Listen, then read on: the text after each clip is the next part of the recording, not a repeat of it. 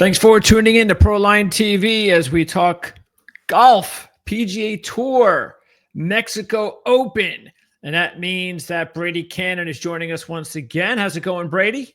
It's going great, Greg. Great to be back with you once again. And off of an awesome week, two for Torrey, my friend. We hit Harris English earlier this year at Torrey Pines at 110-1. And unfortunately, my selection of Ludwig Oberg did not make the show on Tuesday. I added it on Wednesday. I got word that he was healthy. We had Maverick McNeely. We almost got home with him, but the Swede took him over at the very end there. I got word on Wednesday from a friend of mine that was on site because, you saw that price drift on Oberg all the way to like 25, 28. And I really liked him. I was like, wait a minute, something's wrong here. And I was like, okay, maybe he's still not healthy because, he was out for a good 10 to 14 days. He withdrew from the Pebble Beach, Pro-Am, wasn't feeling well down the stretch at Torrey Pines for the Farmers. And I was like, okay, what's going on? And I got the report from my guy on site, says, no, he's 100% healthy. I saw him striping the ball on the range. I said, okay. So I got involved on Wednesday afternoon, and it was a nice situation. I really wanted McNeely to win, but I love Oberg, and we'll take the winner no matter how they come. Yes, and anytime you can beat Scotty Scheffler, when Scheffler's in contention, that is always a good thing. Even though, of course, Scotty definitely came back to the pack over the weekend when it looked like he was ready to make a charge. But hey, any of that, though, is as good as I'm concerned. Opens things up for other good players like Oberg. The more talented players like that win, the better it is for all of us concerned. This week, it's the Mexico Open. And so we've had a lot of, we have some signatures. We've had some, really cool setups like Phoenix. So we've had a lot of, nice drama on the PGA Tour. So we've been spoiled a little bit lately.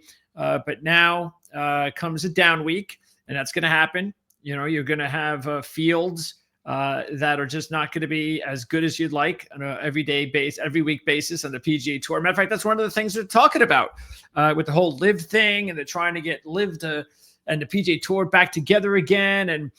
And there's all this talk about, well, what's really important is we just can't get these big players to keep playing only around the majors. That's why they put these signature events together. I know we're going off on a little bit of a tangent here, but that would still be nice. I don't really think about it. I don't know about you. I still watch live golf as much as I can. It's just one of those things where, I can't get myself involved in it because, obviously you and I have nothing, we can't do anything to influence the decision. But it's one of those deals that's still lingering around the PGA Tour. It's not having, the greatest players all together at once more than just 4 times a year. Yeah, I really believe that something is going to happen. And I don't know, whatever you want to call it, an agreement, a unification. I don't know, a merger. I don't know exactly what it's going to be or what form it's going to take because it is very complicated. You have 2 separate tours with 2 different formats of the way they play tournaments. And, you have agreements at different courses all over the world where one tour is committed, so I think both are going to continue to coexist for a long time. Obviously, the tour, I don't think live's going away too soon anyway. But I also believe at the same time there will be some crossover and, like I say, some unification. I think it's a favorite that will happen for the 2026 season. I think President Trump is going to be heavily involved, as a kind of a mediator there, the go-between between the PIF, the Saudis, and the PGA Tour. We know he's a huge golfer, and I think he's in favor of seeing the best players come together. All that being said, Greg, kind of a separate topic a little bit. I'm really excited about this event in Mexico. What you have here is a lot of up-and-comers on the PGA Tour, a lot of PGA Tour journeymen, a lot of up-and-comers from the DP World Tour that have, made their way over here, and they're kind of splitting time on both tours. And then you have, guys that have been fantastic on the Korn Ferry Tour, graduates of that tour that are now just kind of making their way onto the PGA Tour. So this is really an indication, tournaments like this, where you can study the possible next wave of contenders that are going to, eventually play their way into these majors and signature events and eventually be a big name. So these are the stars of tomorrow. So, and it's also great for bettors like you and I, where, you probably have a greater chance of seeing a triple digit long shot win this week. Absolutely. It's not a stacked field necessarily where it's Morikawa and Scheffler and Rory and all these guys. You're very likely to have a random result. You've got a handful of guys in the teens and the 20s, and pretty soon you're at 60-1 and all the way into 200-1 to win this thing. So, I think it makes it fun to bet on, fun to see these up and coming players, fun to see some of these tour veterans, get a victory that they've been, haven't had in a while or still searching for their first one. This is the fourth time we've seen this tournament on the PGA Tour schedule, the fourth time that we've seen this golf course. And I'm okay with it, And again, we're enthusiasts. We're avid golf fans and avid golf bettors. It doesn't necessarily appeal to the casual golf fan, but for you and I think this is just another week, an opportunity, and I think it'll be a great competition. They'll be playing at Vedanta Vallarta, golf course designed by Greg Norman. The course is a little bit over 7,400 yards, par 71, Paspalum greens. And this is something that we don't see very often. So it's kind of important for players to get a little experience on Paspalum golf courses. Yeah, no, absolutely. And Paspalum is a very common surface in coastal locations. And Victor Hovland has been very successful on Paspalum. Tony Finau, he's won not only in Puerto Rico, but has won here at Vedanta Vallarta as well. So again, it's a turf species that thrives in these warm coastal climates. It was back in November when they play the course designed by Tiger Woods, El Cardinal at Diamante in Los Cabos. That's also wall-to-wall Paspalum. You see it in Puerto Rico, where they play the Puerto Rico Open on the PGA Tour. You see it at Corrales, Punta Cana. Some of these coastal events that are kind of like the alternate event, when they're playing a signature event and then the rest of the tour goes to, some alternative event. It's like Puerto Rico and Corrales. And that's where you see a lot of these Paspalum courses pop up. It was a regular staple on the PGA Tour, another Norman design, Riviera Maya, Mayakoba, El Camaleon. You and I were talking about this course earlier this week. It's very different from this Norman design, what we have here this week at Vallarta, where Vallarta is a big, wide open, like you said, almost 7,500 yards, whereas Mayakoba, El Camaleon, is shorter, much more narrower. It requires a different skill set, but it is still coastal. It is still Paspalum, and it is still Greg Norman behind the design. So I think there's some connectivity there as well. Yeah, there's going to be a little bit more forgiveness off the tees. You got large landing areas, but there are a lot of bunkers, and of course, we know Greg Norman loves the bunkers.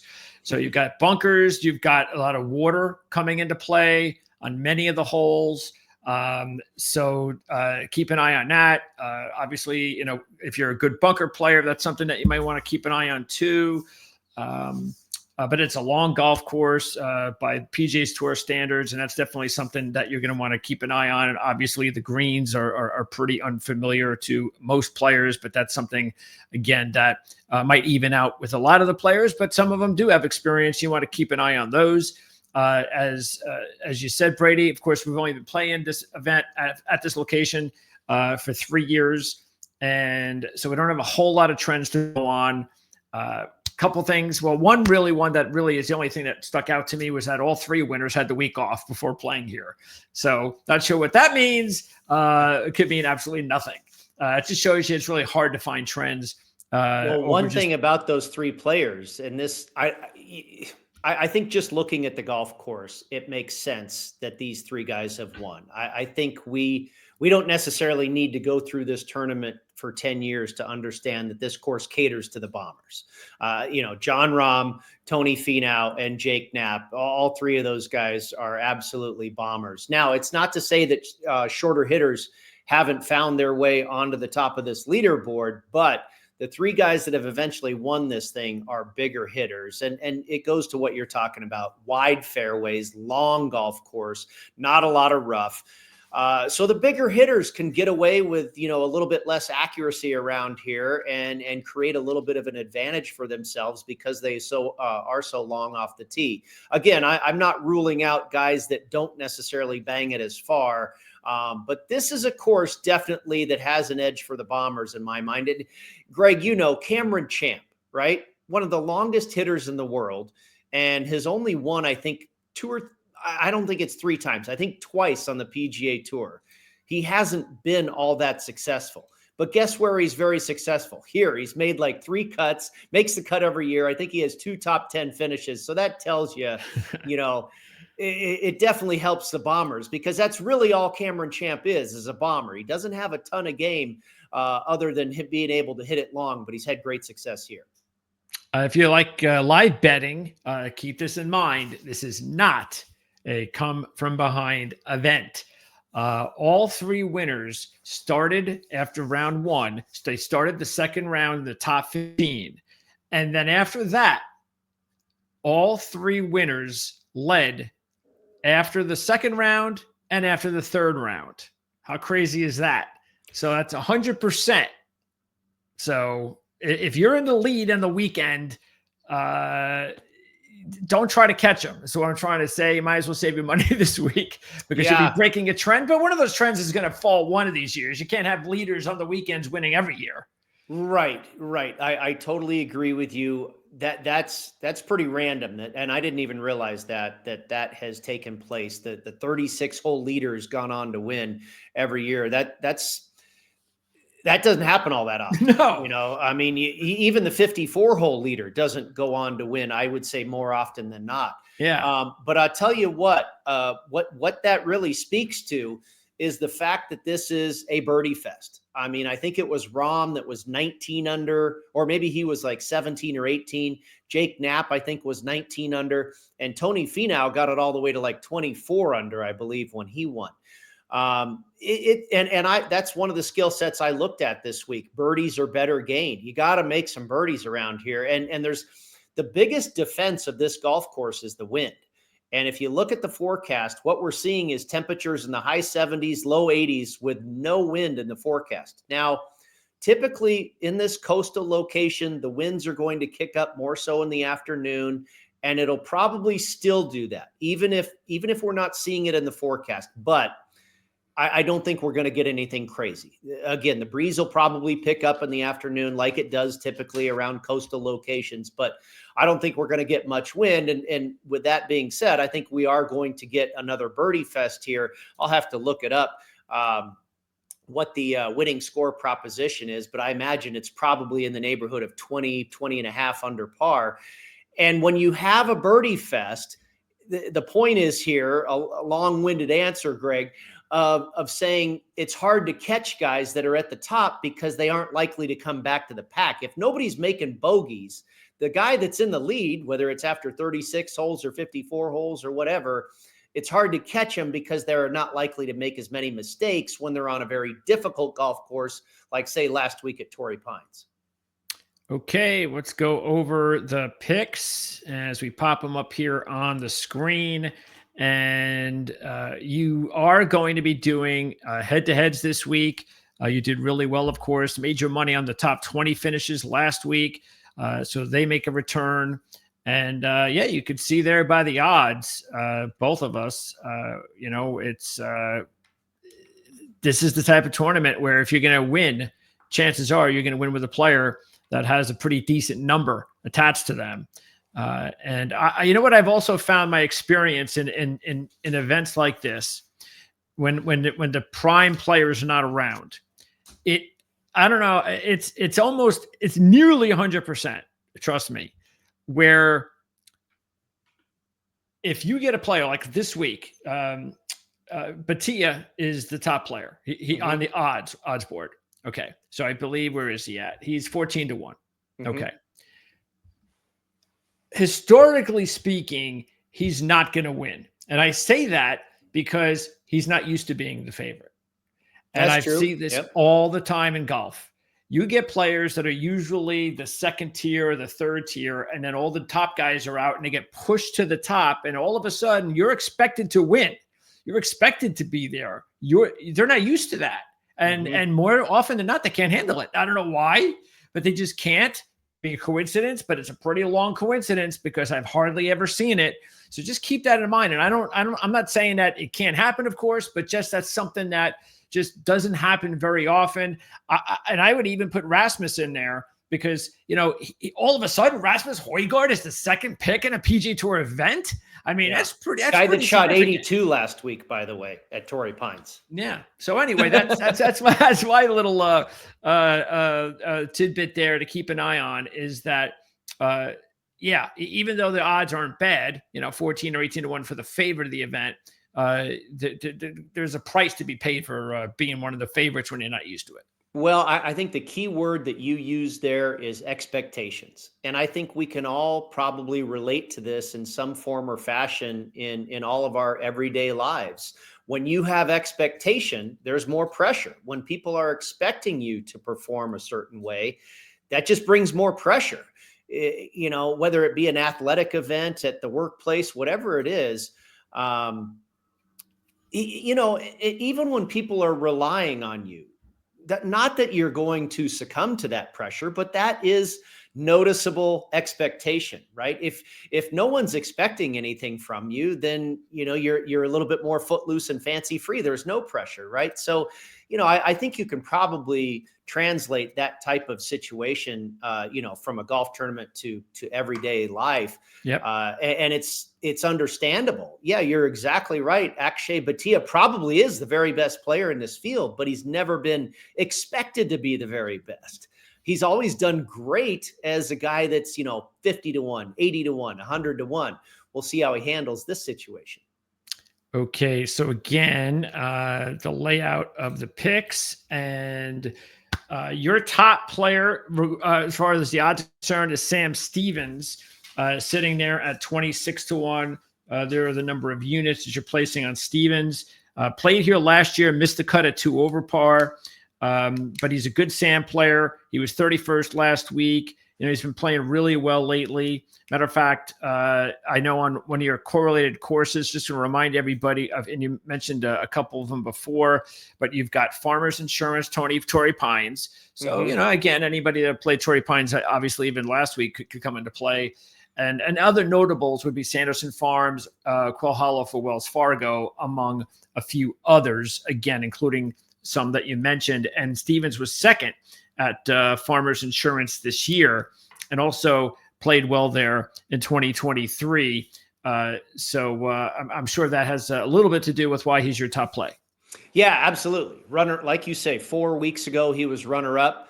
Just last week, he played in the Genesis as well. Of course, that was moved to Torrey Pines. He finished 31st. And then, like you say, in 2023, 2 years ago, he finished 13th at Torrey Pines. And we've seen, maybe two of the very best guys in the world at Torrey Pines are Jon Rahm and Tony Finau. And those guys have won 2 out of the 3, Mexico Opens at Vedanta Vallarta. So I think there's definitely a connection. Big, long, big boy golf course. It makes sense that there's a connection there. And Stevens has been excellent at Torrey Pines. Also has a 3rd at Corrales, has a couple top 20 finishes at Puerto Rico. Back in November, he also finished 6th at El Diamante in Los Cabos, Tiger Woods design.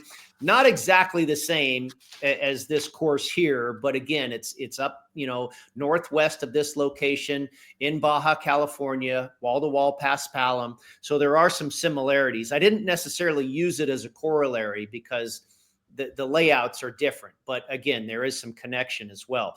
Last 24 rounds, Stevens ranks 13th in this field for strokes gained tee to green. He's 4th in strokes gained off the tee and 8th in scrambling over the last 36 rounds. So he checks a lot of boxes. My only hesitation with Sam Stevens this week, Greg, is I feel he's going to be popular. I think, because of what he's done recently, a lot of people have taken notice, and I never like to be on the guy that's too popular. I like to try to be a little bit contrarian or off the guys that the majority has their focus on in a particular week. But hey, it's with good reason with Sam Stevens. Yeah, and again, his odds are also pretty small. He's in it, like you said, he's also in a spot that he's not kind of accustomed to, Absolutely. and now other people are picking him. Right. Matter of fact, I have Patrick Rodgers as my top pick, and one of the reasons that the main reason I'm a little bit hesitant about it is it's almost like, well, this is almost too good, because everything is like, because this isn't a player that normally you would say this about, but here's a guy who's played here 3 times. He's probably had the best resume here, results-wise, of anybody that's on the course. I think he literally does. He's been excellent here. Yeah. 10th, and 6th. Yeah, that's pretty strong. Yes. He was 3rd last week. We saw him at the top of the leaderboard all weekend, which was a surprise because he's just not that type of player. Now, we know he's got the game, but we've been waiting for this from Patrick Rodgers for years. And it was like, wow, it'd be nice to see if he could finally do it. He didn't, but he hung in there, and he was 3rd. That was his best result on the PGA Tour as far as golf course as well, since the runner-up at Wells Fargo, Quail Hollow, in 2015.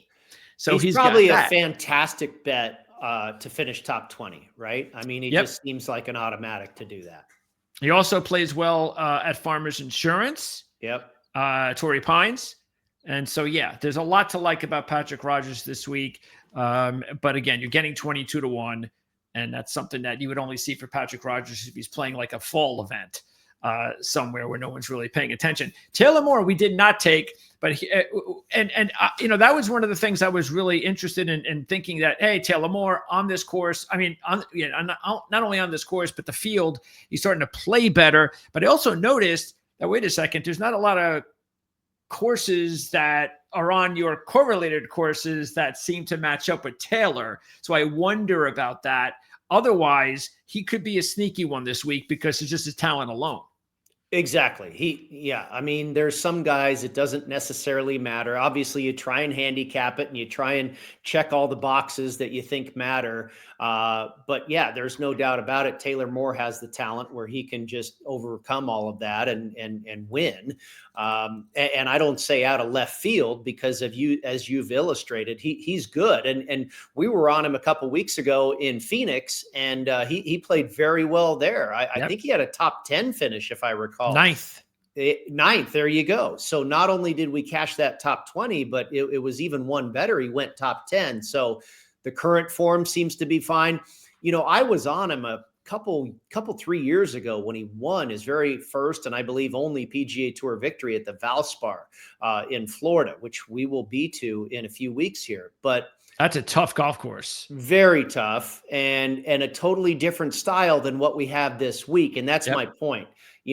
Phoenix is a little bit like that as well. It's not necessarily the same mold as what we have here at Vedanta Vallarta. So that's why I didn't necessarily go that direction with Moore. Is he talented enough to win? Of course, but it's like NASCAR, is Daytona the same as Talladega? No. Can Denny Hamlin win at both? Probably. But, you're trying to, again, take the profile of a player you feel is most suited for a particular course. And I don't think Moore is the exact fit for what we have here in Mexico. On this board, I've got a couple of picks, Steven Yeager and Bo Hostler. Yeager is sitting there. I like that pick. He's had great success here. He definitely fits the mold. Yep, he's 25 to 1. He was 3rd last year, as you remember, all top 20s in 3 appearances here. He was 40th at Pebble, so that's his last appearance. And he has 2 top 5s in his last 6 events, including a runner-up at the Desert Classic. He's played well at Farmers Insurance and Sanderson Farms. Meanwhile, Hostler, he definitely, you would think, loves the fact that he doesn't have to worry too much about the fairways. And that's why you would think he would be able to take advantage of it. 10th in 2023. Now, he hasn't had a top 10 in his last 8 on the PGA Tour, but that was since his runner-up at Sanderson Farms. Yeah. So Yep. again, a correlated course. He was also 6th and 9th in 2 Torrey Pines visits. So I think that really works well for Beau Hossler being a contender this week. One of the better players in the field too, regardless of everything he's done and what matches up. He's a pretty darn good player, and we've talked about it in the introduction that there, is a lot of relative unknowns in this field and some up and comers, some younger stars, some tour journeymen. Akshay Bhatia, absolutely, probably the best player in this field. Beau Hossler, certainly one of the better players, more talented. Steven Yeager as well. Couple of the better players in this field, regardless of anything you're looking at in your handicap. I did not take Michael Kim, but I was thinking about it. If you look at his career, he had that win at the John Deere Classic back in 2018, younger player. Since then, things just did not work out for him until a couple of years ago. And then he was able to get his rankings in the hundreds the last 2 years. Now he has it under 100. He's coming off a 13th last week, a 2nd at Phoenix. So he went from 162nd to 80 just by those 2 results. Now, if he can keep himself in the in the lower area of the top 100 there, it'll be the best he's ever finished. He's got 6 top 30s in his last 9 with 2 top 5s and a runner-up. He has a top 10 at Wells Fargo just a couple of years ago. He's good. He's a good sand player. But I don't know. It's just one of those things where, look, you can't take everybody. And now he's down to 25-1. So is he now a little bit less pricey than I'd like him? And he hasn't necessarily played well here. So that's another thing. Yeah, I like Michael Kim. He's great on social media. He really, if you pay attention on Twitter, Michael Kim can give you a lot of clues into your handicap as far as what the golf course is all about. He does a great job talking about how he's playing or what's going on. Certainly worth paying attention to in your handicap. But you're right. It's all about that price. Is Michael Kim, in my mind, anywhere at any golf course 25-1, maybe at the John Deere? He makes sense here, but the price doesn't, to me. It seems like it should be more like 40 or 50. Yeah. The guy that I took that was in that neighborhood, and I've seen him as low as 25-1. Here in Las Vegas, he's pretty much at 30 or 35 across the board, and that's Kevin Yu. And I landed on him correctly in the fall series in October, where guess where he won? Sanderson Farms. So Kevin Yu made a lot of sense to me. Also, last week finished 6th at the Farmers Insurance.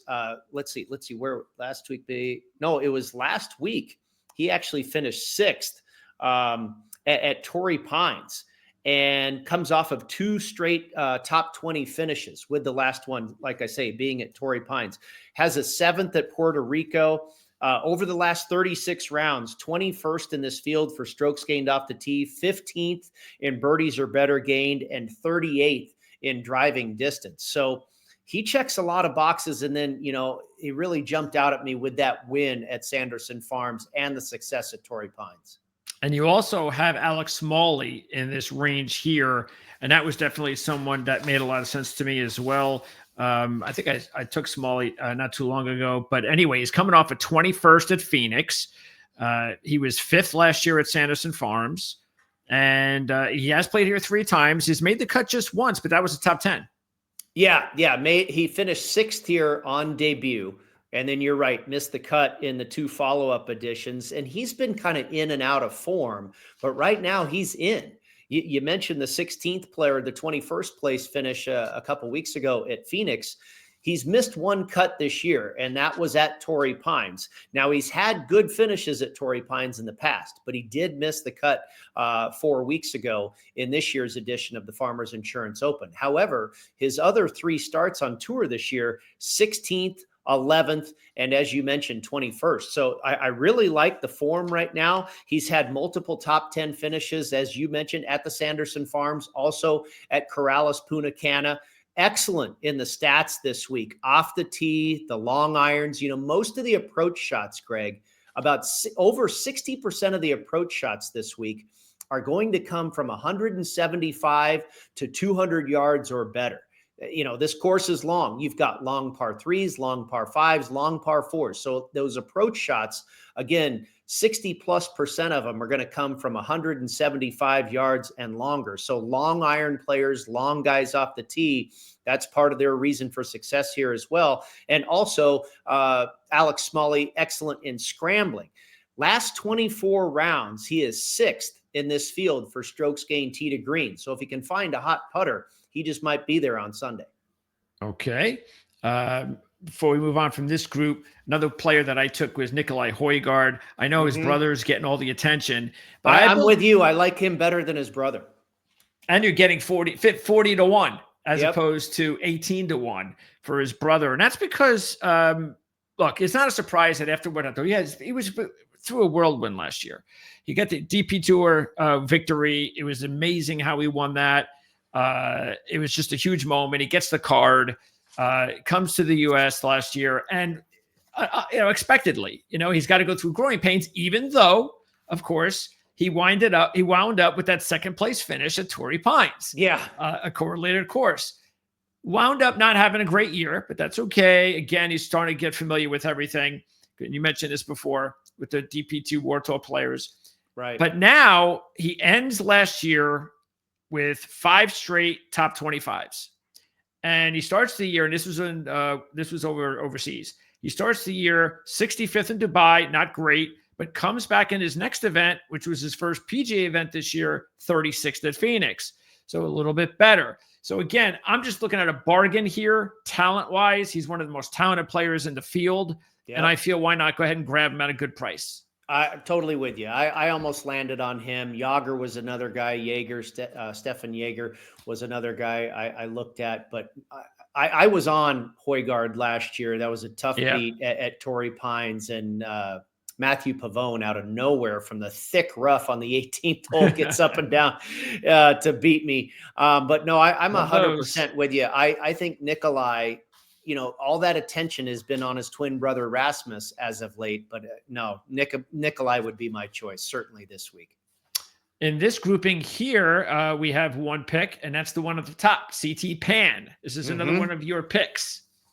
Yeah, third here at Vedanta Vallarta last year, and he's really done well at all the correlated courses. He's been 16th and 11th at Mayakoba, has been runner-up before at Torrey Pines, and he's finished 12th and 11th and 9th at the Sanderson Farms. 37th in this field for strokes gained approach, 22nd for birdies or better gained, 15th in scrambling, and 24th in hole proximity from 200 yards or more over the last 36 rounds. And then over the last 24 rounds, 18th in strokes gained tee to green. So he really checks a lot of boxes for me.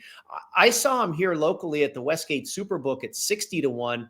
I've seen as low as 50 to 1, and you're showing 45. I think 55 or better is a really good price on a guy that makes a bunch of sense. Absolutely. And this is where we get now to that point where a majority of these players now are going to get good value, and they're more than capable of winning an event without any of the big guns around. Let's see. We have to keep going before we hit another player. So let's stop here. Got a couple of players. Actually, got two players on my board. Charlie Hoffman, I was thinking about. I did not pull the trigger with Charlie. And I think he makes sense. Yeah. You said earlier, you can't pick them all, but I think he's another solid pick. Yeah, he was someone definitely consideration. But I did go with Carson Young and Justin Lauer. I thought about, I've been on both of those guys in recent, like when we go back to the fall swing, right? And I had them both for a runner-up finish. They both let me down. But absolutely, Carson Young, I think it was Tiger's tournament in Los Cabos where he finished runner-up. So he certainly makes some sense on another Mexico track, past Palam.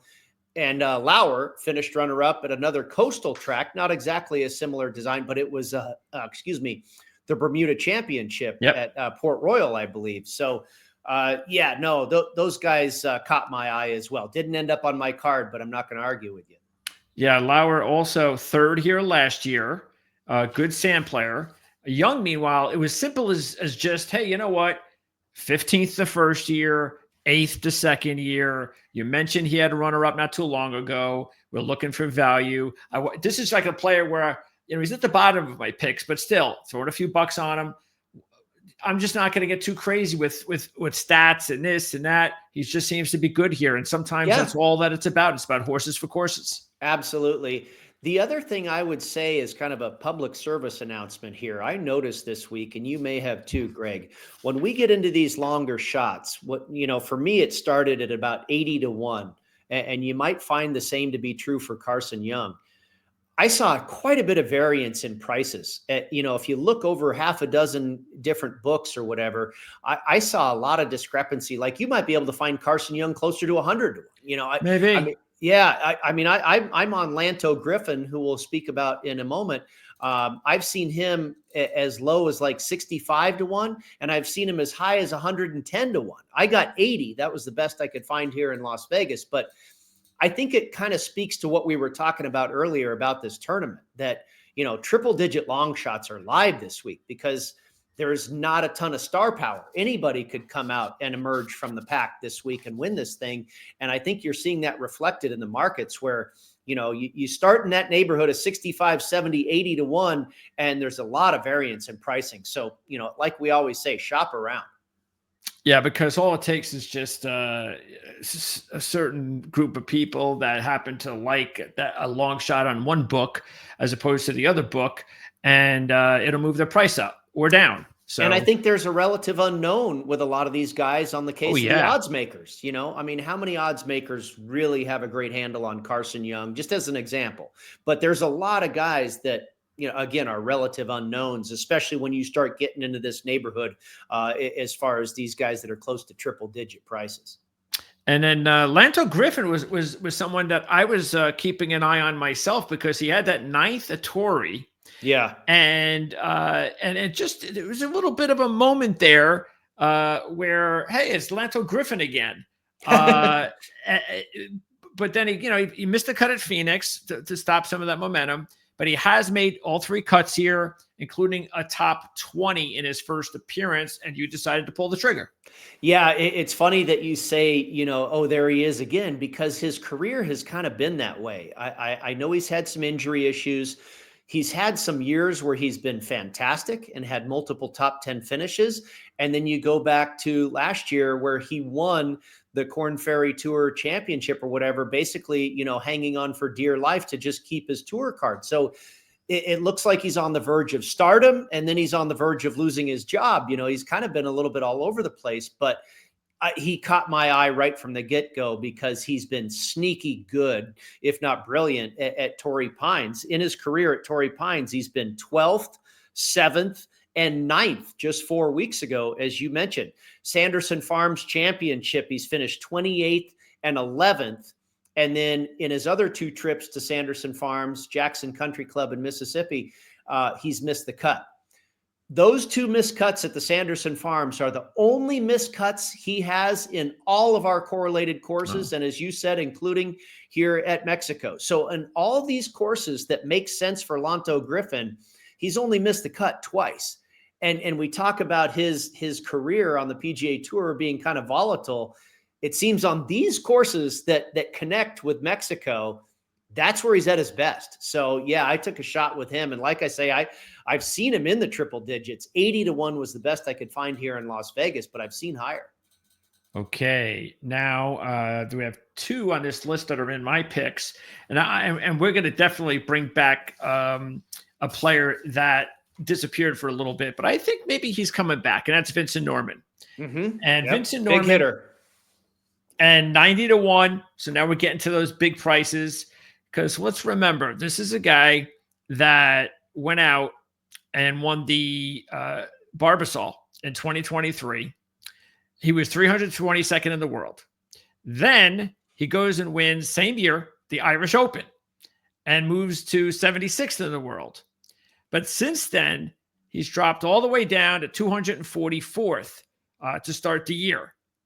That included 6 straight missed cuts to end 2024.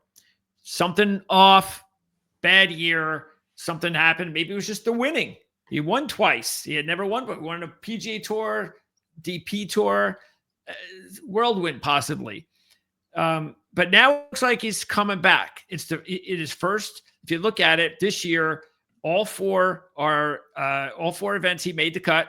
So it's actually the first time he's had 4 straight cuts since the end of the 2023 season.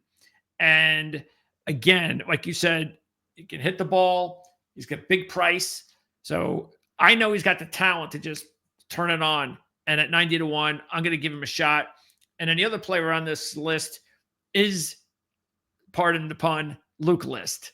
And Luke, I think, is a perfect fit here based on the fact that he's got a win at Sanderson Farms. He's got a runner-up at Sanderson Farms. He's got a win at Farmers Insurance at Torrey Pines. Yep. That was in 2022. So both of his wins happened on the correlated courses. He's also had a good history overall, if you look at it at Torrey Pines, not just the win in 2022, but he's had other good performances there. And he's been good at Quail Hollow. Yeah. So all of that is good. He's a good sand player. And he's also trending back in the right direction because we know Luke List can just get away from his game, and he could be out of left field and you don't even think about him. But every couple of months, every 3 months or so, he starts to get his game going. And it just goes a couple of weeks where you see, oh, here's Luke List. And that's usually a good time to take him. Yeah. And you talk about the game getting away from him and not seeing him, being nowhere to be found, missing cuts. It's typically a result of his putting. He's one of the worst putters historically on tour. But yeah, he's a bomber. And when he has it going right, total driving, hitting it long and straight, that's probably his greatest strength. And we've seen that translate into success at courses where that is the number one requirement, like Quail Hollow and Torrey Pines. But you just hope he has a hot putter for a few days. Otherwise, you might see him packing his bags on Friday. And right next to Luke List's name is one of your players. You've got 2 big long shots back here. One of them is Hayden Springer. And here he's at 100-1. So what about Hayden Springer? This isn't a name we often talk about here. No, not at all. And he just caught my eye because how well he's done on the correlated courses. And he's a bomber. So, he's got that going for him as well. And here's another guy where I've seen a lot of variance in price. I've seen, 100-1. I got him at 120. I believe I've seen 125. Last 36 rounds, he ranks 9th in this field for strokes gained off the tee and 22nd in driving distance. He's also 33rd for strokes gained approach and 12th in hole proximity from 175 to 200 yards, right in that wheelhouse where we're going to see a lot of approach shots this week. Just last season, he was 8th at Sanderson Farms, 3rd at the Grand Reserve at the Puerto Rico Open, and he just finished 6th at Torrey Pines 4 weeks ago. So it looks like the current form is very good. It looks like the course fit is very good. He's a bomber, and he's got a bomber of a price at 120 or whatever to 1. So I took a shot with this guy. I think he's going to show up. Also, Greg, you had the graphic up there earlier. All 7 of my selections, they also played for a top 20 finish. This guy was plus 350 to finish top 20. I think he's got a real good shot at doing that. And if you're going to be in the top 20, then you're probably at some point going to have a shot to win. So why not try and double up there?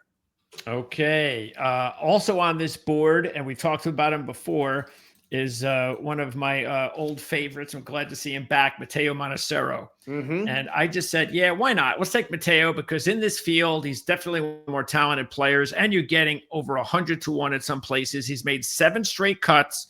He's coming off of 43rd at Amex, 25th at Farmers. And I know he's not a bomber. That's definitely going to work against him. But I did also notice that if you look at the stats here, accuracy from fairway, Matteo Manassero this year is first, approaches from 175 to 200. There you go. So a couple of things that even though it doesn't have the bomber, there are some things that might work into his favor. Again, including the fact that he seems to be on his game and it's not a tough field. And he's faced tougher competition before. Just take a look at his game last year. Yeah, so. No doubt about it. And that's, like I was saying earlier, it's not a requirement that you have to be a bomber to win here. And that's the case with Manacero, but certainly a good long iron player, as evidenced by, you say, his ranking there from 175 to 200. So, there's more than one way to skin a cat around here. And long iron play is certainly a good way to do it. And then there's two more players left on our list, and they're both right here. You have Joel Damon, and I have Emiliano Grillo, both at about 100 to 1. And I was definitely looking at Damon as well. So I'm right there with you with Damon. With Grillo, I kind of went with him because, and I know his results haven't been very good lately, but I wanted to look and see, okay, how bad have they been? And they haven't been that bad. He's missed some cuts, but he hasn't like blown up with scores or anything like that. So he's a little bit off his game. But, he seems to play well in these types of venues, including this particular golf course where he has a top 5. He's made the cut all 3 times he's played here. He's got good results at Sanderson's Farms. He's got a good result at Quail Hollow. So I just think there's a good setup for him. And I know it's hard for him to just kind of pick it up and just have a great week. I'm not sure he's got capable of a player to do that, but I know he's a very talented player. And he shouldn't be back here very long. And maybe this is going to be a good week to get his game going. But again, like I said, Damon was someone that was clearly on my mind as well. Yeah, I looked long and hard at Emiliano Grillo as well. This guy has always been a tremendous ball striker. That's how he really got started and made a name for himself on the tour. He could never putt. Now he's really become a much better putter in the last handful of years. And that, got him a couple of wins, most recently at Colonial Country Club. But exactly what you said, I did not fall in love with the current form. It's been a minute since he's been playing really, really well. But in the same breath, he caught my eye because he's been so successful, not only here, but at the correlated courses. I just felt that, that was kind of a few years ago. And I'm like, I'm going to see if I can find a Sure. better long shot or a long shot that has better current form. But, and there's no doubt about it. He, in a light field like this, a watered down field, he's definitely one of the more accomplished players in this field. He could absolutely turn it on and finish top 20 or better. But yeah, I went with Damon, who's kind of in the similar boat. His success has been off and on, but I think he's had more success more recently. If you look at what Damon has done, he's not a bomber either. He gets it out there pretty good. As far as where he ranks on tour, he's probably 140th or something in driving distance, but still his driving average is about 295 yards. So that is not exactly slim pickings, but he's also deadly accurate. Is Joel Damon, really accurate off the tee. So if you're hitting at 295 and right down the middle, I'll take that. He's got 2 top 10 finishes and a top 20 at Mayakoba, 2 top 10 finishes at Torrey Pines. He's twice finished 13th at the Sanderson Farms, and he's been 12th and 13th and 1 at Corrales Punta Cana. That was back in 2021. Now, this will be his debut at Vedanta Vallarta, but he did just last November finish 14th at Tiger's course in Los Cabos, El Cardinal at Diamante. So, again, the Paspalum connection there, the Mexico connection, maybe it'll add up to some success here this week. But this is another one I really like. Talking about current form with Grillo. Current form, pretty darn good for Joel Damon. Over the last 24 rounds, strokes gained tee to green, he ranks 7th in this field. So that really kind of put me over the top on him. And at least he has that 9th at Torrey Pines, which, again, unlike Grillo, who just has, say, the missed cuts, Damon has thrown a really good result over the last couple of months. They're kind of very similar, the two of them. It's just that Damon has done it more recently or continue to do so more recently than Grillo has. And ultimately, I left him off my card. Like you say, you can't pick them all. The only other player that I think that we didn't talk about that I just that just missed my list would have been Pat Kazire. I was really the only thing that prevented me from taking Patton was the fact that he had just won. And I had it's hard for these types of level golfers to win twice in a span of whatever, 6 months or whatever it had been since his last win. But there's a lot to like about, him in this situation. The correlated courses, very good at Sanderson Farms, Farmers Insurance. He's had some success. He won at Mayakoba. There you go. So there was a lot to like but that was the last straw for me. It was like, oh, I can't see him winning twice in just a short period of time because he won in September. So anyway. Yeah. And I haven't looked, but his name is not something that is jumping off the top of my head as a guy that's been in great current form either. He won, like you say, back in September, but I don't know if he's done a whole lot since then. He's only got one top 30 in his last 9. And that includes 5 missed cuts. Whoa, yeah. With 3 straight. So, yeah. So it was more of that definitely had a little bit to do with it as well. But the final straw was, I probably would have just thrown a few bucks on him as a pick. He had not won in September, but yeah, his form definitely. He's not really known as a bomber either. So when the form is not good, and if he was a bomber, you say, okay, you got that going for you, but he's really not. So yeah, no, I'm glad you didn't put him on the card. I don't expect a lot out of him this week. And you, of course, have out your weekly articles to preview the events that we talk about each week over at golf.com.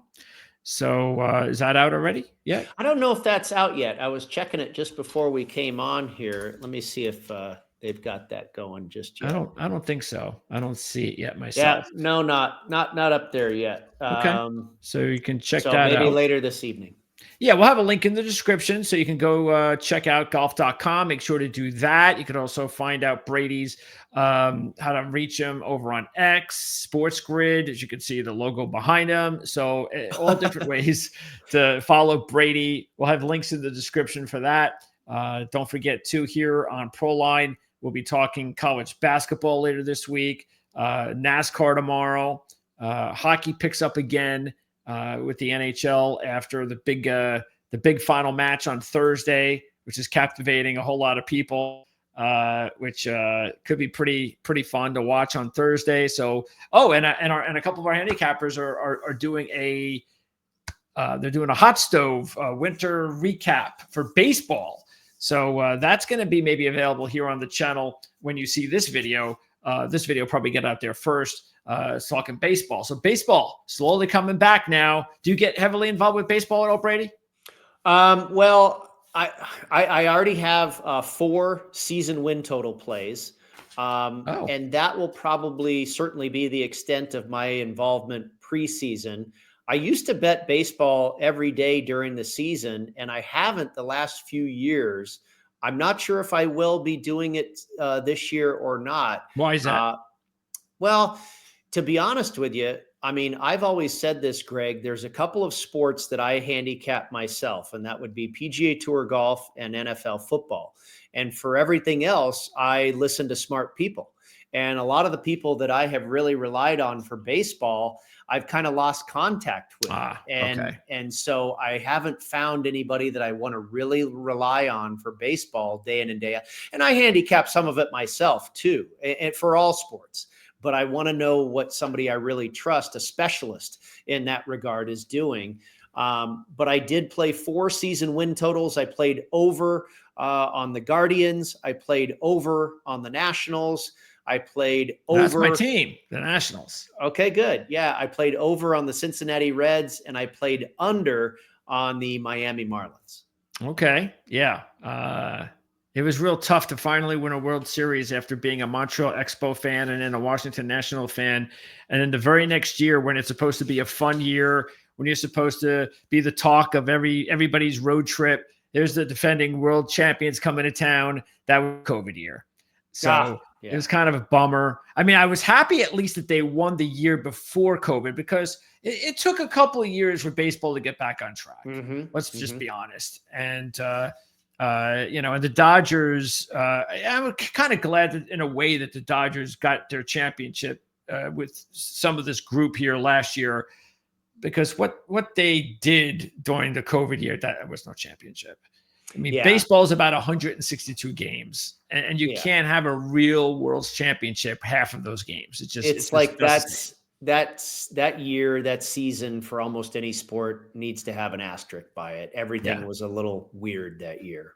yeah. So Beyond I'm sports too. Yeah, and we're now through that. We're matter of fact, even the Thank college goodness. kids, it looks like that extra year of eligibility from that year is finally looking like it's gone. Like not many players are going to have that. So yeah, it's taken us a while, but we're kind of back, and that's really good. And I'm kind of happy about Washington this season because it's the start now finally of them getting back since then, because they had to trade off everybody. And that's a whole new story about how I feel about baseball and money and all that stuff. So we'll be talking more about that on Playbook ATS. That's a podcast that you can see every Wednesday here on Proline TV. That'll be on tomorrow. It's where Mark Lawrence comes on, and Jim Feist and Tony and Andy actually will be on, and they're the ones I'm talking about that are going to be handling baseball. So check that out. And you'll see me again for NASCAR. You'll see me again later in the week for college basketball. And then Brady, we'll see you and me again next week when they start the Florida swing. Yes. With the old Honda. And then it's Bay Hill and the Players back to back. How about that? Can't wait for that 2-week period. Yeah. And what they call the Cognizant Classic now, the old Honda. I imagine that's going to be a pretty decent field because that is a heck of a golf tournament and a very difficult golf course. But then following that, you've got, I believe Bay Hill is a signature event. It usually is.